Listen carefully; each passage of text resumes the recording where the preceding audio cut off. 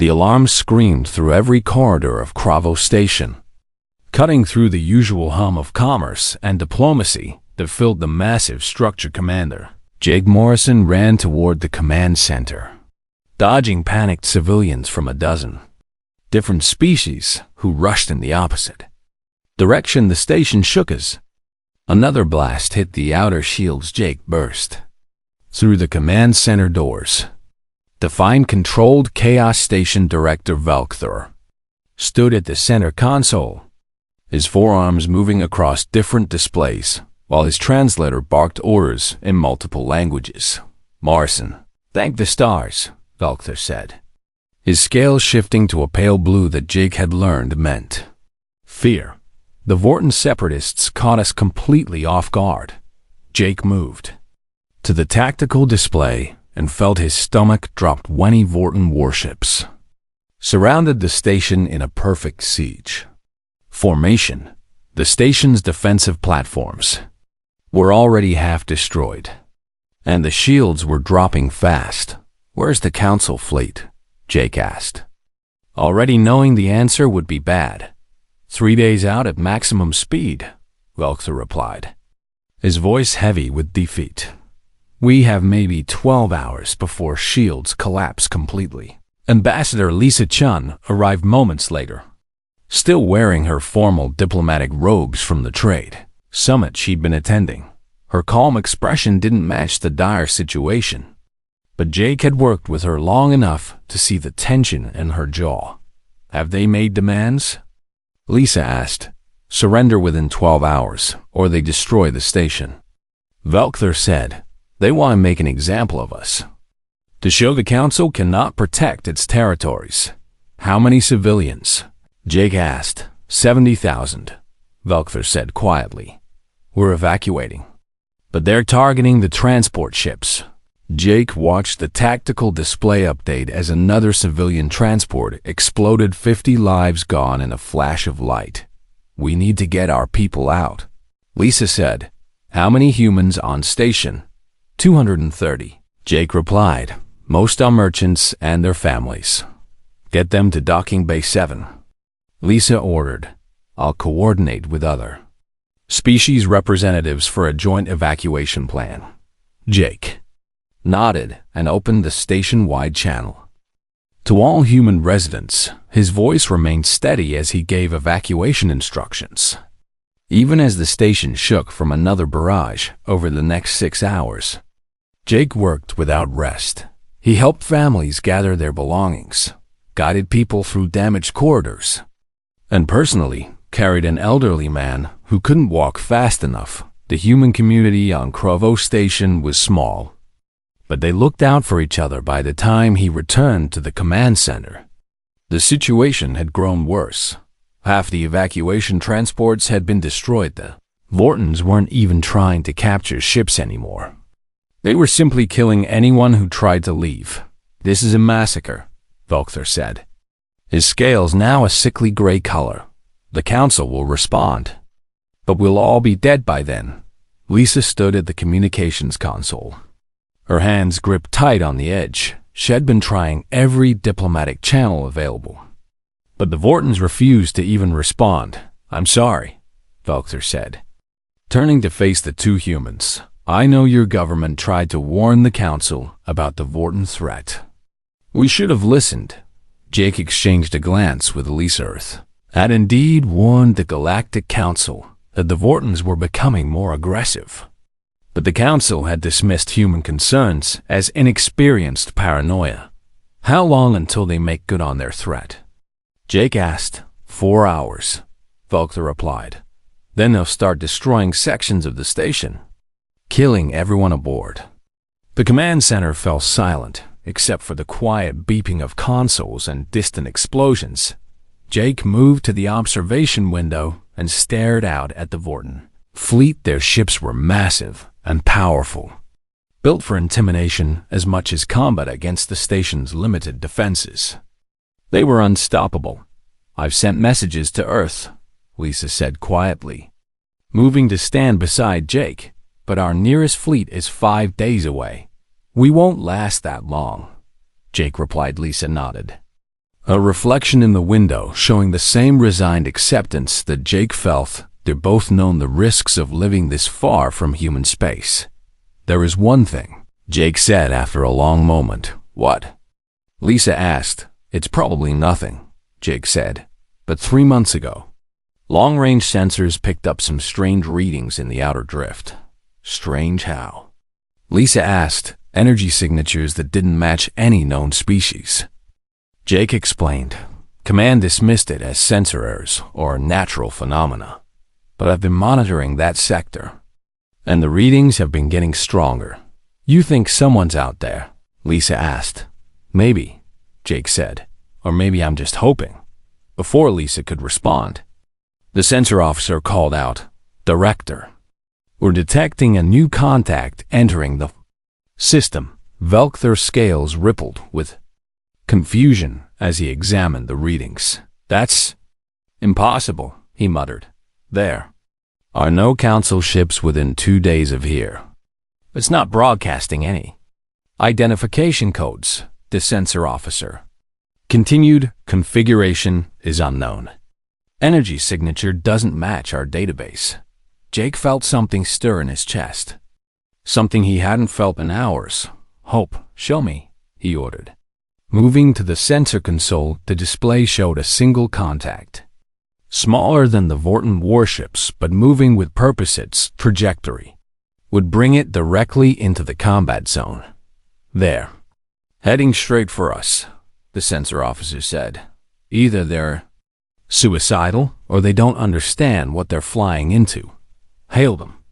Velkther ordered. The communications officer tried every standard frequency and protocol. But the ship didn't respond. They're ignoring us, she reported. Or maybe they can't hear us on those frequencies, Jake said thoughtfully. Try older protocols. Go back 50, 60 years. The communications officer looked confused but complied. She cycled through archived communication standards that hadn't been used in decades. Suddenly, a console chirped with an incoming signal. It was fragmented and weak. But definitely there. I've got something, she said excitedly. It's encoded, though. Not standard galactic common. Jake moved closer and listened to the signal. His blood ran cold as recognition hit him. That's an Earth military code, he whispered specifically. Deep space exploration protocol from 40 years ago. Lisa's eyes widened. That's impossible. No human ships use those codes anymore. I know, Jake said, his fingers flying across the console to decode the message. The translation slowly appeared on the screen, and Jake's hands began to shake. What does it say? Velkther demanded. Jake looked up at Lisa. Then at the station director. It says, this is UHSV Valiant, responding to distress signal. Please confirm position and status. The command center erupted in confused voices. The Valiant, Lisa breathed. Jake, that ship was lost 40 years ago. The crew was listed as killed in action. I know, Jake replied, staring at the sensor display where the unknown ship continued its approach. But someone out there is using their codes. Velkther's scales shifted through several colors before settling on deep purple, which Jake had learned indicated extreme confusion. What is UHSV Valiant? The director asked. A deep space exploration vessel. Lisa explained. It was on a long-range mission when it encountered an unstable wormhole. The ship and its crew of 43 were presumed destroyed. That was 40 years ago. Jake added, but that signal is genuine. I'd stake my life on it. Before anyone could respond, the tactical officer shouted a warning. The Vortons have detected the new contact. They're dispatching 3 destroyers to intercept on the display. 3 Vorton ships broke formation and accelerated toward the unknown vessel. We need to warn them, Lisa said urgently. They don't know what they're flying into. Jake opened a channel using the old Earth codes and transmitted a warning about the Vorton ships for a long moment. There was no response. Then the unknown ship's weapon systems came online. Tactical display lit up with power readings that made everyone in the command center stare in disbelief. Those weapon systems, Velkther whispered, they violate at least 6 council treaties. And they're all pointed at the Vorten destroyers. Jake noted the Vorten ships opened fire first. Their plasma cannons lighting up space, the unknown ship didn't even try to evade its shields, absorbed the hits with barely a flicker then. It returned fire. The command center fell silent as they watched the unknown ship's weapons tear through the first Vorten destroyer like it was made of paper. The explosion was massive and brief. The other 2 Vorten ships tried to break off, but it was already too late within 90 seconds. All 3 destroyers were nothing but debris. Jake felt Lisa's hand grip his arm tightly. That was 1 ship against 3 Vorten destroyers, she said quietly. And it didn't even break a sweat. The unknown vessel continued toward Cravo Station at a steady pace. Its weapon systems still active but no longer firing. Then a new transmission came through. This time clear and strong. The voice was human, male, and carried the weight of command. Cravo Station. This is Captain Ryan Hayes of the UHSV Valiant. Sorry we're late. What's your situation? The voice of Captain Ryan Hayes filled the command center with a calm confidence that seemed completely at odds with the desperate situation. Jake Morrison stared at the communications console, his mind struggling to process what he was hearing. The UHSV Valiant had been gone for 40 years, presumed destroyed with all hands, yet here was her captain, speaking as if he'd just arrived from Earth. Captain Hayes, Jake responded, forcing his voice to remain professional despite his shock. This is Commander Jake Morrison, UN Liaison Officer at Cravo Station. We're under siege by a Vorten separatist fleet. 20 capital ships have us surrounded. Station shields are failing. And we have 70,000 civilians trapped on board. There was a brief pause before Ryan replied, Copy that. Commander, we picked up your distress signal 3 days ago and came as fast as we could. Looks like we got here just in time. Lisa Chun moved closer to the communication station, her diplomatic training keeping her composed even as her hands trembled slightly. Captain Hayes, this is Ambassador Lisa Chun. I need to inform you that according to Earth records, the UHSV Valiant was lost 40 years ago. Can you verify your identity? Another pause. Longer this time when Ryan spoke again. His voice carried a hint of sadness. I understand your confusion. Ambassador, it's been a long time for us too. Verification code. Hayes-Ryan-7-3-Alpha-9. Commission date March 15th, 2185.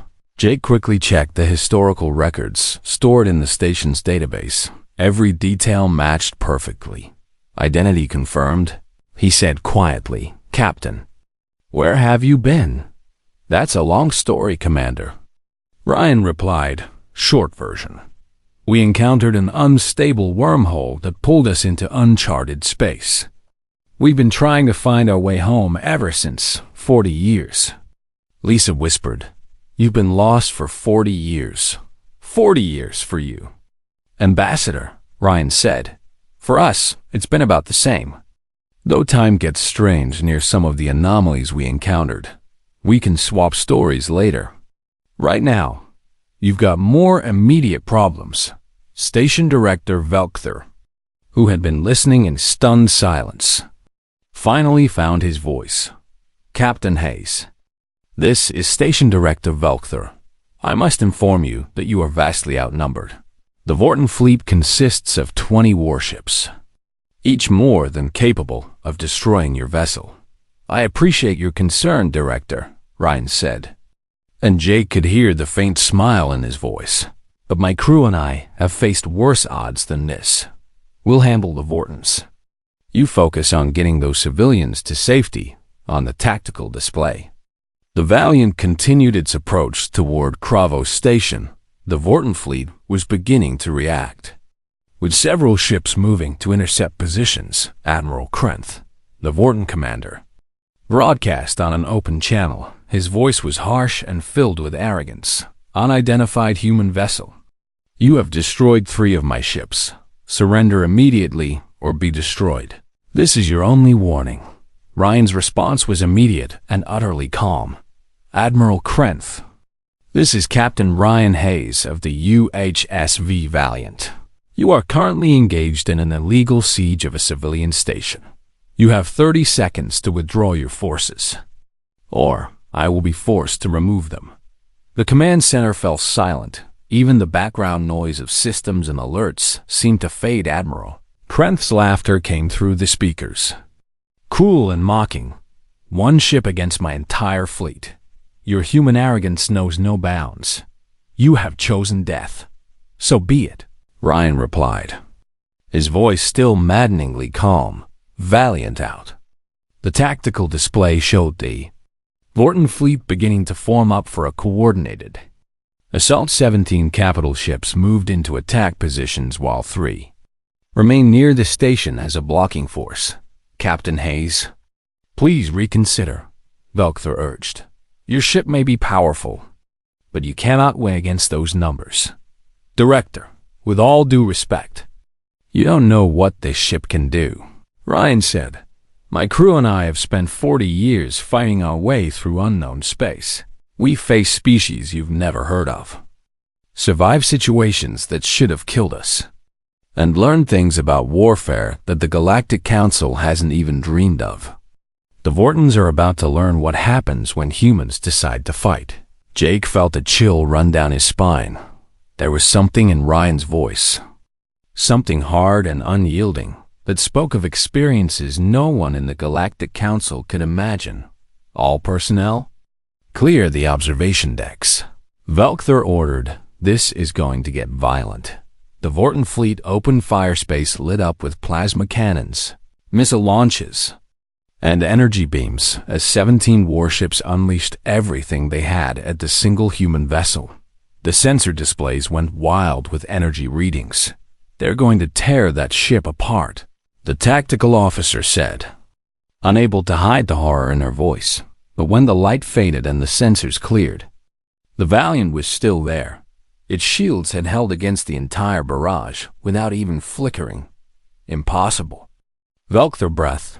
No single ship can withstand that kind of firepower. Captain Hayes can, Jake said quietly, watching the display with growing amazement. The Valiant's weapons came alive. The ship carried an array of armaments that Jake had never seen before. A hybrid of human technology and something else entirely. Point defense lasers created a web of destruction around the ship, intercepting missiles and torpedoes with perfect accuracy. Plasma cannons fired in precise bursts, each shot calibrated to overwhelm Vorten shields. But it was the main weapons that truly shocked everyone. Beams of pure energy, brighter and more focused than anything in the Galactic Council arsenal, lanced out from the Valiant. The first beam struck a Vorten cruiser dead center. The ship's shields collapsed instantly, and the beam punched through the hull like it was paper. The cruiser exploded in a massive fireball. One shot, Lisa whispered. It destroyed a Vorten cruiser. With one shot, the Valiant didn't slow down or pause to assess damage. It moved through space with a grace and purpose that seemed impossible for a ship its size. Another beam fired, and another Vorten ship died. They're using the Vorten fleet's own formation against them, the tactical officer said, admiration creeping into her voice. Every time the Vortens try to get a clear shot, their own ships are in the way. Jake watched in awe as the Valiant danced through the Nendirades for Jane battlefield. It wasn't just the weapons or the shields.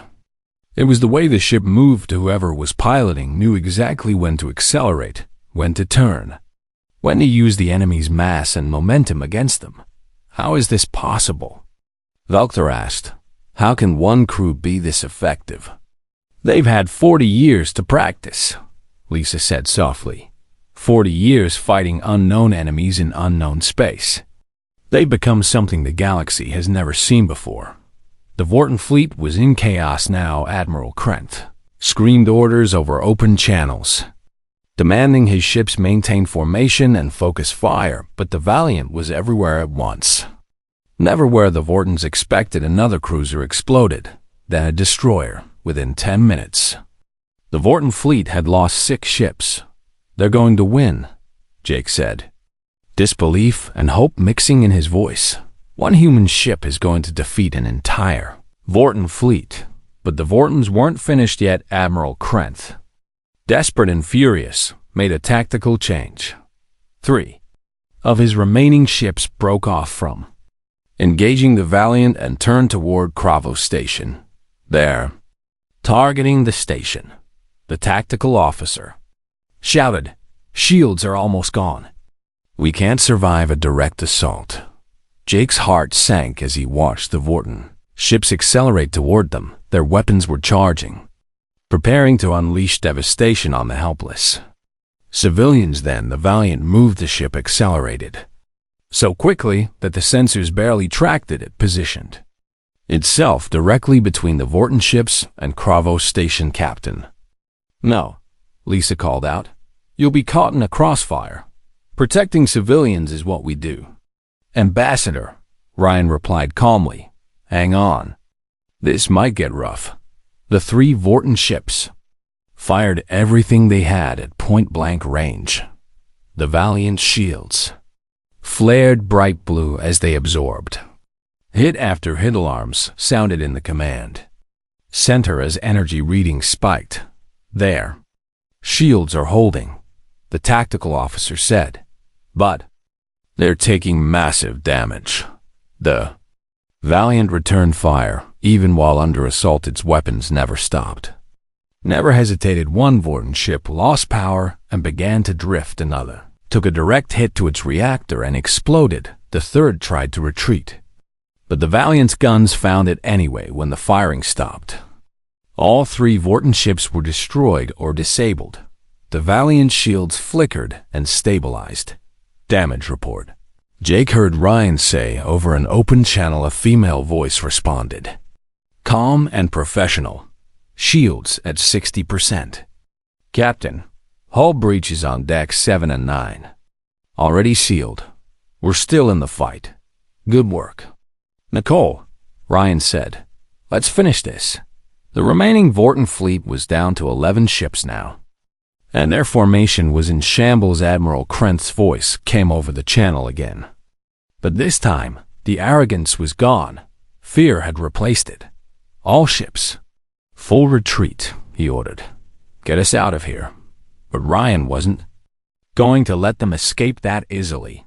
"Attention, Vorton fleet," he broadcast. "You came here to murder innocent civilians. You don't get to just leave."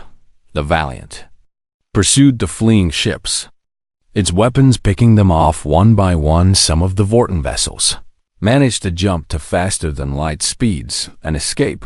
Others weren't fast enough by the time the battle ended. Only 4 Vorton ships had successfully fled. The rest were either destroyed or drifting in space, their crews scrambling for escape pods. The command center of Cravo Station erupted in cheers. Docking Bay 7 was packed with people from every corner of Cravo Station. Humans made up only a small portion of the crowd, but their excitement was obvious. Jake Morrison stood near the front with Ambassador Lisa Chun and Station Director Velkthur, watching as the massive airlock cycled through its sequence. The UHSV Valiant had barely fit in the station's largest docking port up close. The ship looked nothing like it had when it left Earth 40 years ago. The hull was covered in strange modifications and patches of metal that didn't match any known human alloy. Weapon mounts dotted the surface in configurations that would make Council engineers nervous. Whatever had happened to this ship during its decades away from home had fundamentally changed it. "I'm still having trouble believing this is real," Lisa said quietly. "The Valiant was my sister's favorite ship when we were kids. She had a poster of it on her bedroom wall. Now here it is, returned from the dead." The airlock finished cycling, and the heavy doors began to open. The crowd fell silent with anticipation. Captain Ryan Hayes was the first to step through. He looked younger than Jake expected for someone who had been gone 40 years. Time dilation effects from the wormhole, maybe. Or just good genetics. Ryan wore a modified version of the old Earth Space Force uniform, patched and repaired countless times. His dark hair was cut short, and his brown eyes scanned the crowd with the careful awareness of someone who had learned to always check for threats. Behind him came his crew. Lieutenant Nicole Stevens was a tall woman with red hair pulled back in a practical bun. Her tactical officer uniform showed the same signs of long use and careful maintenance as her captain's engineer Danny Wright followed, a stocky man with oil stains on his hands, and a easy smile. Pilot Ashley Martinez moved with fluid grace, her keen eyes taking in every detail of the station. The rest of the crew filed out. 43 men and women who had been declared decades ago. They looked tired and weathered, but their faces showed pride and relief. Several crew members stopped and stared at the crowd, tears streaming down their faces. One young man dropped to his knees, overwhelmed by the sight of so many people after years in isolation. Jake stepped forward and saluted Captain Hayes on behalf of the human residents of Krovo Station and the Galactic Council. Welcome. Ryan returned the salute with precision that spoke of military discipline that had never faded. Thank you, Commander. It's good to see friendly faces again. Velkther approached, his scales shifting to a respectful deep blue. Captain Hayes, I am Station Director Velkther. I must express my deepest gratitude for your intervention. You saved 70,000 lives today. Ryan shook the director's offered hand, careful of the aliens' different physiology. We heard the distress call and came as quickly as we could. That's what humans do. Lisa stepped forward next, her diplomatic training keeping her composed despite her emotions. Captain, I'm Ambassador Lisa Chun, Earth's diplomatic representative in this sector. I've already sent word to Fleet Command about your return. They're sending ships to escort you home. Ryan's expression softened slightly. How long until they arrive? 4 days. Lisa replied, the nearest fleet is in the Centauri system. 4 days? Ryan repeated quietly, glancing back at his crew. We can wait 4 days. We've waited 40 years already.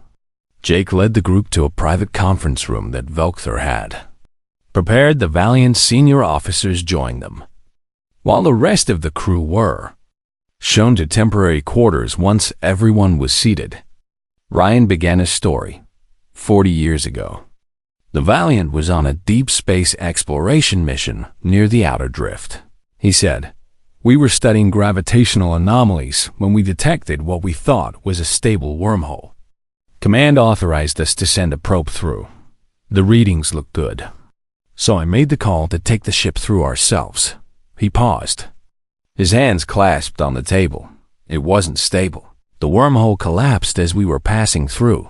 We were pulled into a region of space that wasn't on any star charts. Nothing looked familiar.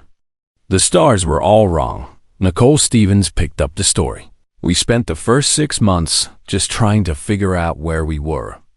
Our navigation systems were useless. We had enough supplies for a 2-year mission, but we had no idea how to get home. Danny Wright leaned forward, his voice carrying the weight of difficult memories. We encountered our first alien species 8 months in. They weren't friendly. They saw our ship and decided we'd make a good target.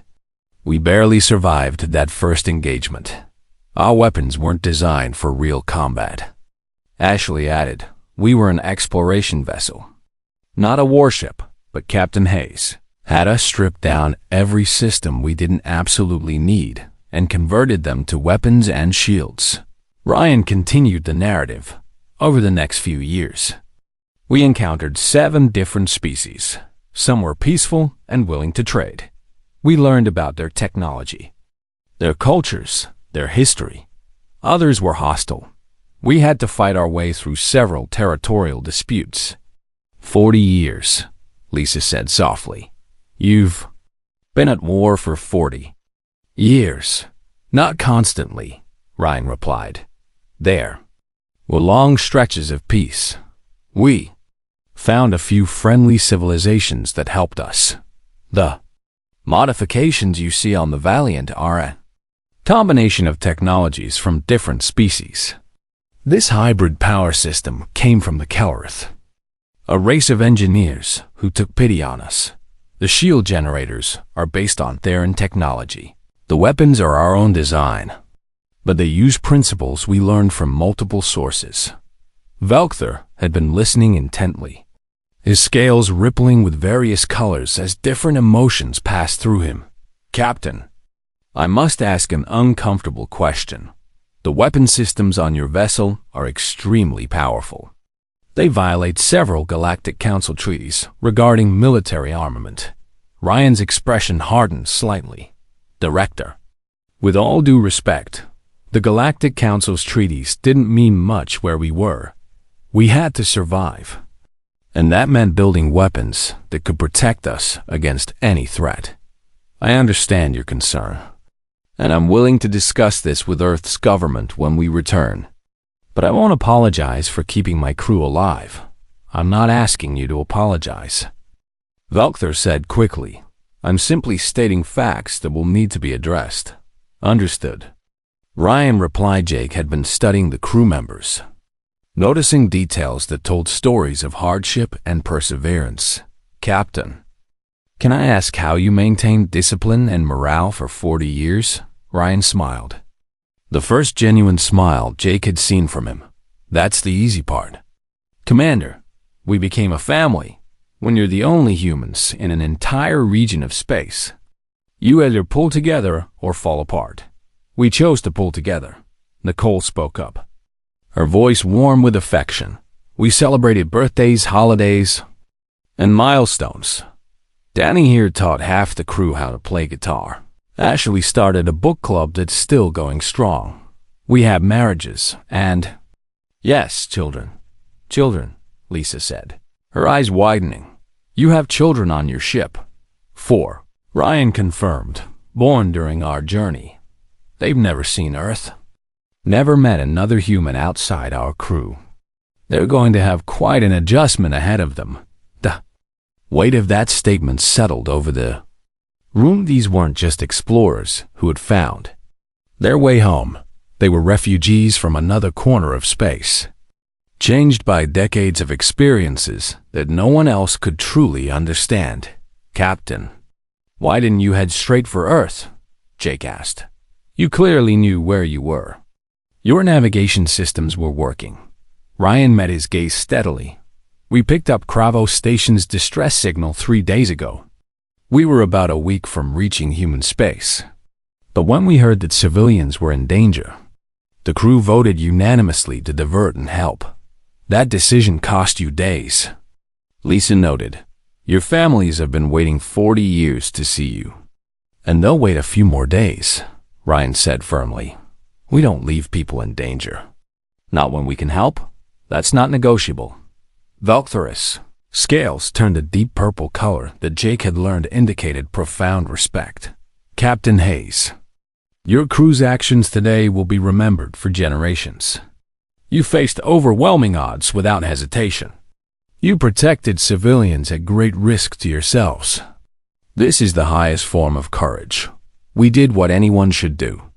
Ryan replied, though I'll admit, after 40 years of fighting, it felt good to fight for something clear and simple.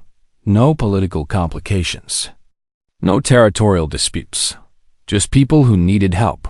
The conversation continued for another hour. Ryan and his officers shared more details about their journey, careful to avoid classified information, but giving enough detail to paint a picture of incredible hardship and perseverance.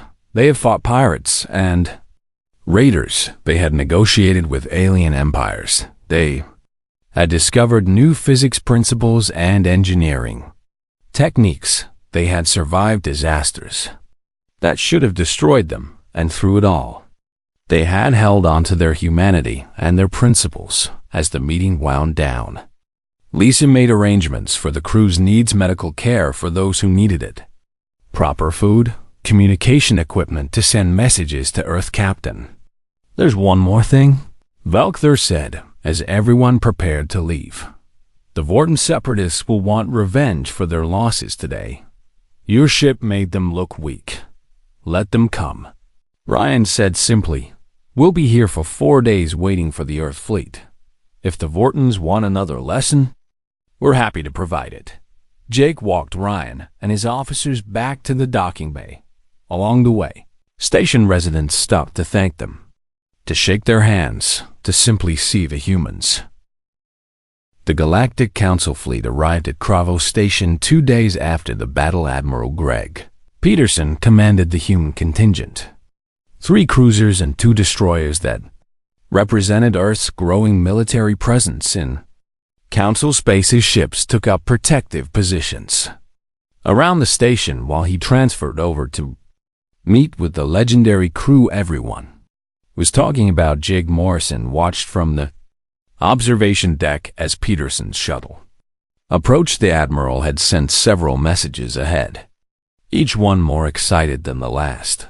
The return of the Valiant was the biggest news to hit Earth in decades. "Commander Morrison, the Admiral's shuttle is docking now," the communications officer announced. Jake made his way to the docking bay, where Ryan Hayes and his senior staff were waiting. The Valiant's captain stood with the same calm presence he'd shown since arriving. But Jake had learned to read the subtle tension in his posture. Meeting with Fleet Command meant facing questions about the modifications to his ship and the choices he'd made over 40 years. The airlock opened and Admiral Peterson strode through. He was a tall man in his 60s with gray hair and the bearing of someone who had spent his entire life in space. His eyes went straight to Ryan, and for a moment, he just stared. "Captain Hayes," Peterson said, his voice thick with emotion, "I served under your father when I was a junior officer. He never gave up hope that you'd come home." Ryan's composure wavered. "My father, is he?" Peterson shook his head sadly. "He passed away 5 years ago, but he made sure the search for the Valiant continued. Every deep space mission had orders to watch for any sign of your ship." Ryan closed his eyes briefly, processing the loss. When he opened them again, they were harder. "He was a good man. I'm sorry I didn't make it back in time. He knew the risks of deep space exploration." Peterson said, "He was proud of you until the end." The Admiral stepped forward and embraced Ryan in a gesture that transcended military protocol. When they separated, Peterson looked at the assembled crew. "All of you, you're heroes back home. The entire planet is waiting to welcome you. We're just explorers who got lost."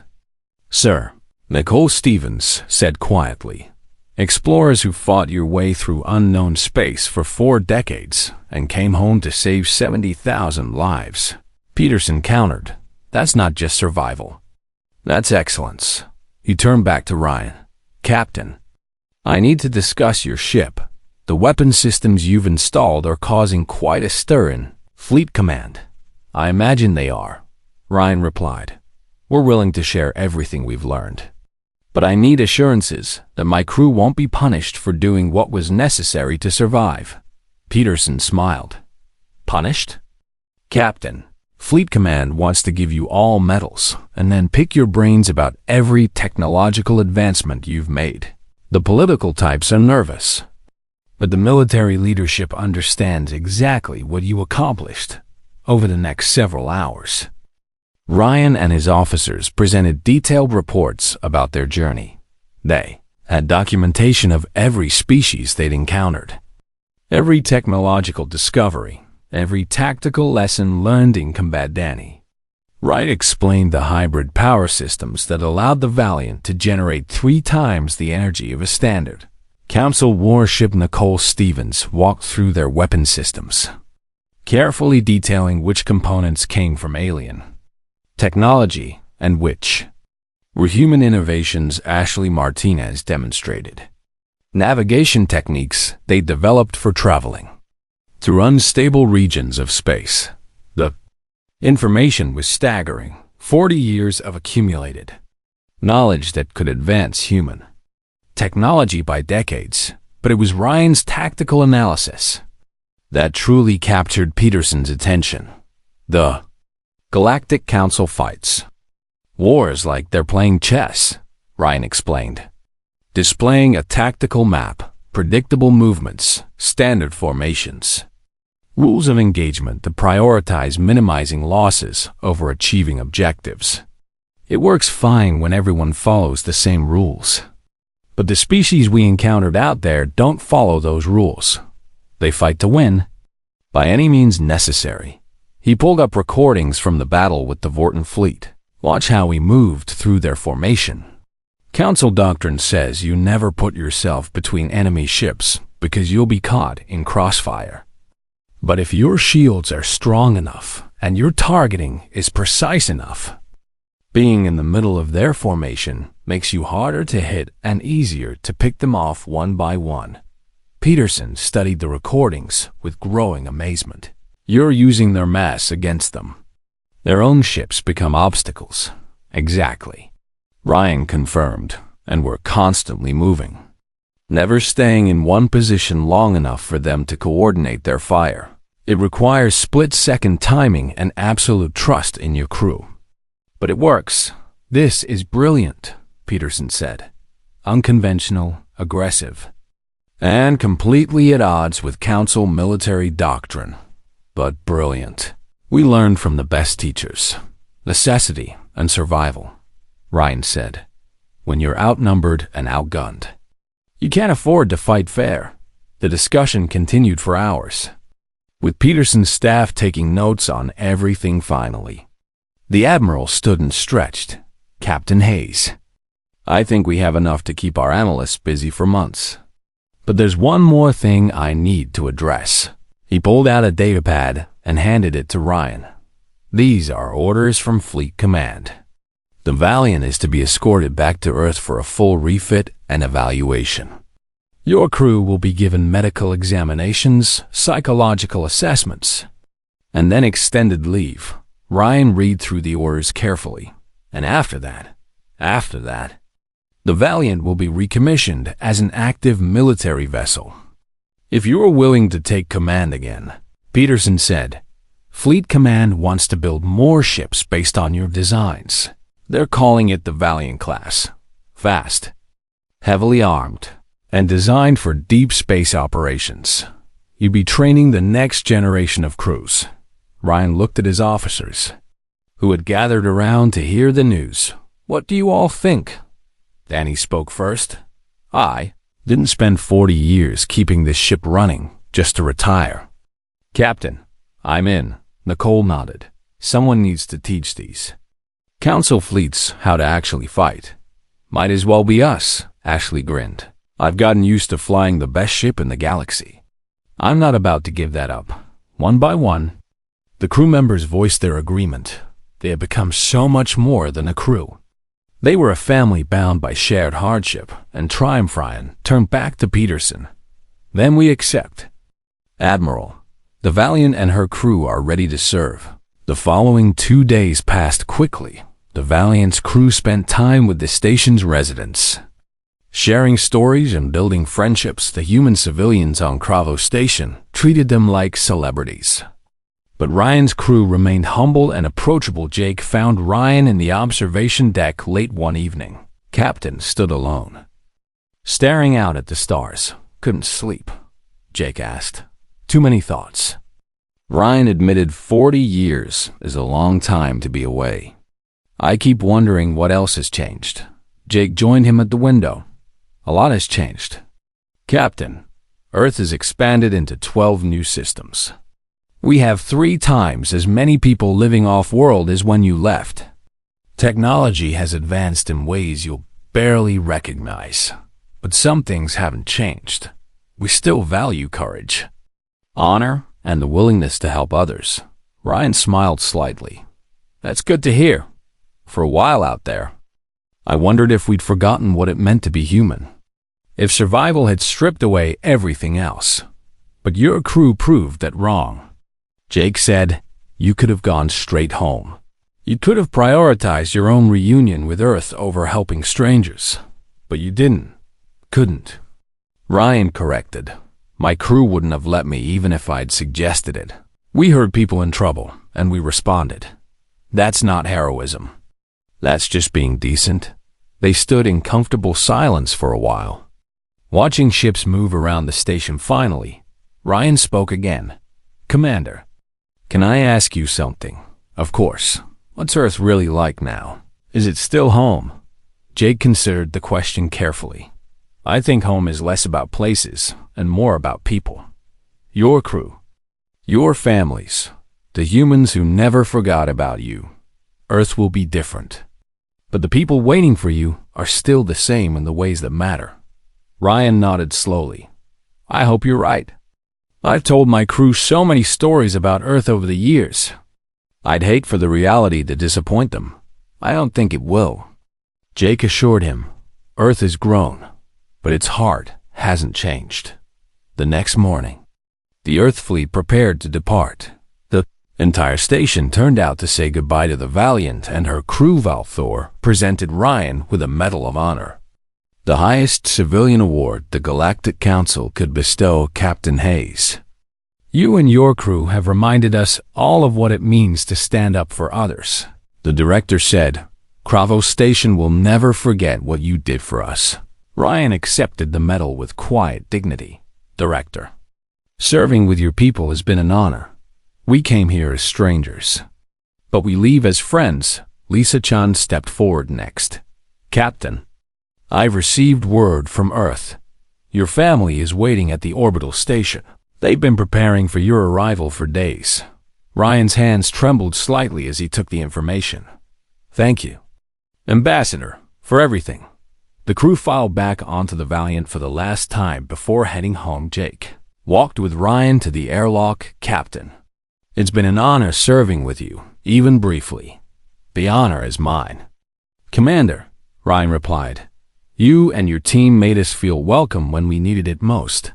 They shook hands, and Ryan entered the airlock minutes later. The Valiant undocked from Cravo Station. The journey to Earth took 6 days at standard fleet speeds. Ryan Hayes stood on the bridge of the Valiant, watching the familiar blue-green planet grow larger on the view screen. 40 years had passed since he'd last seen home for his crew. It had been the same amount of time, but for Earth, those decades had brought enormous change. Captain, we're receiving docking instructions for Armstrong Orbital Station. Nagel Stevens reported from the tactical console. They're giving us priority clearance. Ryan nodded, his throat tight with emotion. Take us in. Ashley. Aye, Captain. Ashley Martinez replied, her hands steady on the controls despite the trembling in her voice. The entire crew was on the bridge. Against regulations, but no one had the hard-to-enforce protocol right now. They had waited 40 years. For this moment, the Valiant moved through Earth's orbital traffic with careful precision. Hundreds of ships filled near our space. Far more than Ryan remembered. Massive stations hung in orbit like jewels, each one larger than anything that had existed when the Valiant left. Look at it all. Danny Wright breathed. Earth really did keep growing. There must be 10 times as many stations as when we left. 12 times, Nicole corrected, reading from her console. Population in Earth orbit is over 50 million now. 50 million, one of the crew members whispered. That's more than some entire planets in council space. Armstrong Station grew larger on the view screen. It was a massive structure, easily 5 kilometers across, with dozens of docking ports and what looked like shipyards extending from its central hub. Armstrong Station to UHSV Valiant. We have you on final approach, a voice said over the communications channel. Welcome home. Captain Hayes, we've been waiting a long time for this. Thank you, Armstrong, Ryan replied, fighting to keep his voice steady. It's good to be home. The docking procedure was smooth and professional. The Valiant settled into a berth designed for ships twice its size. But the station crew made accommodations as the airlock cycled. Ryan turned to face his crew. Listen up, everyone. In a few minutes, we're going to step off this ship and onto Earth soil for the first time in 40 years. Some of you have family waiting. Some don't. But all of you are heroes. And you deserve to be proud of what we accomplished. We survived when we should have died. We thrived when we should have merely endured. And we came home not because it was easy, but because we never gave up. The crew stood at attention, tears streaming down many faces. It's been an honor to serve with all of you. Ryan continued, you are the best crew any captain could ask for. Now let's go see what we've been fighting to get back to. The airlock opened, and Ryan stepped through first. The docking bay beyond was packed with people, hundreds of them, maybe thousands, all pressing against barriers that security personnel struggled to maintain. Banners hung from the ceiling, welcoming the Valiant. Home cameras floated everywhere, recording every moment. But Ryan's eyes found one person in the crowd immediately. A woman in her 50s stood at the front of the barriers, tears streaming down her face. She had his eyes and his mother's smile. Katie. Ryan whispered. His daughter pushed past the security barrier and ran to him. Ryan met her halfway, wrapping his arms around the little girl who had grown into a woman while he was gone. Dad. Katie sobbed into his shoulder. You're really here. You're really home. I'm sorry I was gone so long, Ryan said, his own tears flowing freely. I'm so sorry. You're here now, Katie replied. That's all that matters. Behind them, the rest of the crew reunited with their families, husbands and wives who had aged decades, children who were now adults with families of their own, parents who had never given up hope. The docking bay filled with the sounds of crying and laughter and joy. Danny Wright embraced his brother, both men weeping. Nicole Stevens met her grandmother, now in her 90s, but still sharp and strong. Ashley Martinez held her nephew, who had been 2 years old when she left and was now a man of 40. Torian stood with Katie for a long time before she finally pulled back and gestured to two people standing nearby. Dad, I want you to meet someone. A man in his 40s stepped forward with a teenage girl. This is my husband, Paul, and your granddaughter, Emma. Ryan's legs nearly gave out. A granddaughter. He had a granddaughter. Emma looked nervous but excited as she approached. Grandpa. Hi, Emma, Ryan managed to say. It's so good to meet you. Mom told me all about you. Emma said, about the Valiant and your mission. I wrote a school report about you last year. Ryan laughed through his tears. I hope I got a good grade. A plus. Emma confirmed with a shy smile. The due family reunion was interrupted by the arrival of Admiral Peterson and several other high-ranking military officials. Captain Hayes. I'm sorry to intrude, Peterson said, but Fleet Command is requesting your presence for a briefing. Ryan looked at Katie apologetically. Duty calls. Go, Katie said, squeezing his hand. We'll be here when you're done. We've waited 40 years. We can wait a few more hours. Ryan followed Peterson through the station to a secure conference room. Inside waited a dozen admirals and civilian officials, representing both Fleet Command and Earth's government. Captain Hayes. Please have a seat, said Admiral Sarah Chun, the commander of Earth Fleet. We have much to discuss for the next 3 hours. Ryan briefed the assembled leadership on everything the Valiant had encountered. He provided technical specifications for their modified systems, tactical analyses of combat engagements, and diplomatic assessments of the alien species they'd met. The officials listened with rapt attention, occasionally asking questions, but mostly just absorbing the wealth of information.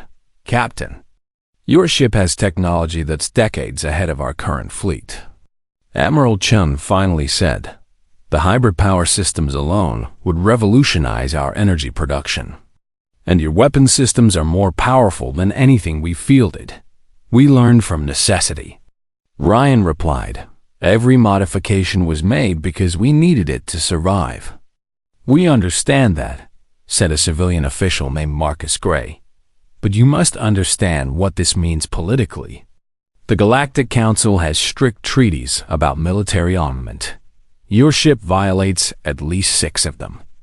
The Council didn't help us when we were lost, Ryan said, his voice hardening. They didn't send search parties or rescue missions. We were on our own. And we did what we had to do.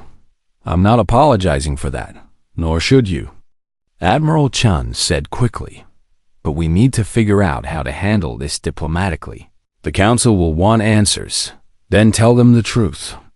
Ryan suggested, tell them that humanity takes care of its own, that we don't abandon our people, and we don't let others dictate how we defend ourselves. The room fell silent finally. Marcus Gray spoke. Captain, you've given us a lot to think about. Your crew will be given a month of leave while we conduct medical evaluations and complete the debriefing process. After that, we'll discuss the future of the Valiant and your role in Fleet Command. Ryan stood and saluted. Thank you, sir. He returned to the docking bay to find his family waiting patiently. Katie had brought more relatives, cousins, aunts, uncles, all wanting to meet the legendary captain who had returned from the dead. Over the next few days, the Valiant crew became Earth's biggest news story. Interviews, ceremonies, and public appearances filled their schedules, but Ryan insisted that his crew get the rest they deserved. He personally attended every event, shielding his people from the worst of the media attention. A week after arriving home, Ryan stood with Admiral Peterson at a memorial wall in Fleet Command headquarters. The wall listed every ship and crew lost in the line of duty. The UHSV Valiant had its own section, with all 43 crew members listed as killed in action. We're going to move this to the historical section. Peterson said, it'll still be honored, but it won't be among the current casualties.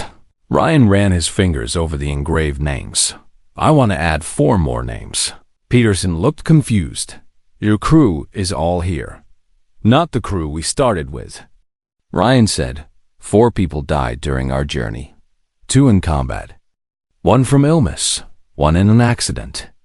They gave their lives so the rest of us could make it home. They deserve to be remembered. Peterson nodded solemnly. Of course, we'll make sure they're honored properly. Ryan spent the afternoon adding the details about the 4 crew members who hadn't made it home. Their sacrifices had made the Valiant's return possible. That evening, Ryan returned to Katie's apartment. She had insisted he stay with her family rather than in temporary quarters. The normality of it was jarring after 40 years in space. Dinner with family, watching Emma do homework, simple conversations about everyday life. You seem restless, Katie observed as they sat on her balcony overlooking the city. I am, Ryan admitted. Everything is so different. The technology, the politics, even the language has changed. There are words people use now that didn't exist when I left. Is it too much? Katie asked gently. No, Ryan said, or maybe yes, but in a good way. For 40 years, I told the crew stories about Earth. I built it up in my mind as this perfect place we were fighting to return to. I was worried reality wouldn't match the dream. And does it? Ryan smiled. It's better. Because you're here. Because I get to know my granddaughter. Because home isn't about places or technology. It's about people. Katie took his hand. What are you going to do now? Fleet Command wants me to train new crews to help build ships based on the Valiant's design. Are you going to do it? Ryan thought about it carefully. Yes, but not right away.